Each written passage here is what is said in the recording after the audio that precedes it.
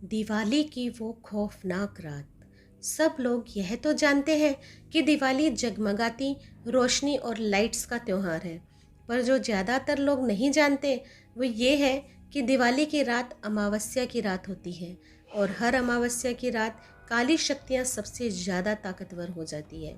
लेकिन 18 साल का अमित इस बात से अनजान था। वह अपने दोस्त अजय के साथ दिवाली की रात सड़क पर घूम रहा था।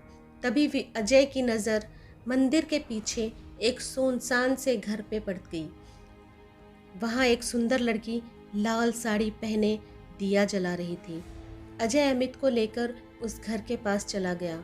जैसे ही दोनों वहाँ पहुँचे, उन्होंने देखा कि पूरा घर दियों से सजा है। उन्हें बालकनी में खड़ी वह सुंदर लड़की नजर आई।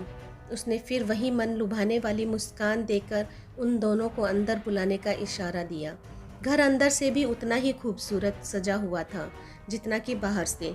मेज पर खाने के लिए अलग अलग चीज़ें रखी हुई थी।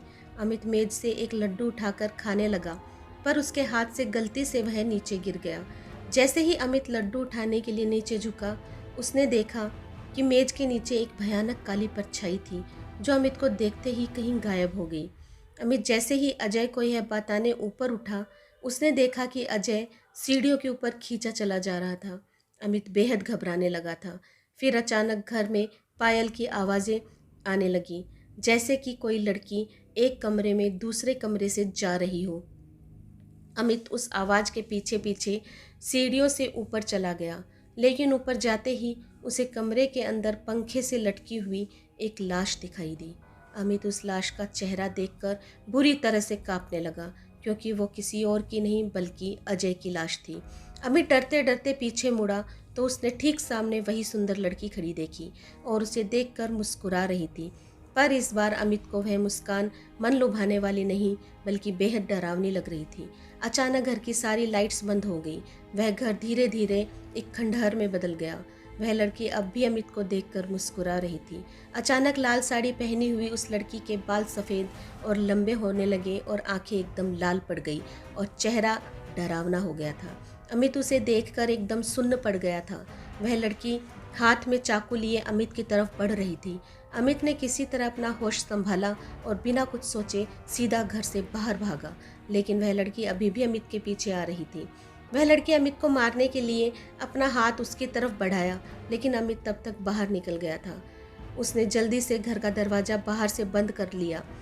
वह लड़की उस दरवाजे को अंदर से बहुत ही तेज से ठोक रही थी, लेकिन अचानक ठोकने की आवाज़ बंद हो गई और फिर अमित को उस लड़की की चीखने की आवाज़ सुनाई देने लगी, जैसे वह उस घर के अंदर कैद हो गई हो। अमित वहाँ से जल्दी से निकला और अपने घर जाकर चुपचाप सो गया। अगली सुबह जब अमित उठा तो उसकी माँ ने बताया कि उसका दोस्त अजय कल रात से लापता है। तब अमित ने पूरा किस्सा अपनी माँ को बताया।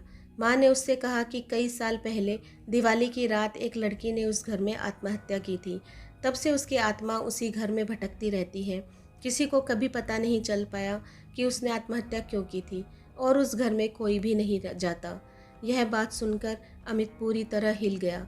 वह यकीन नहीं करना चाहता था कि जो भी उसके साथ हुआ वह एक बुरा सपना था।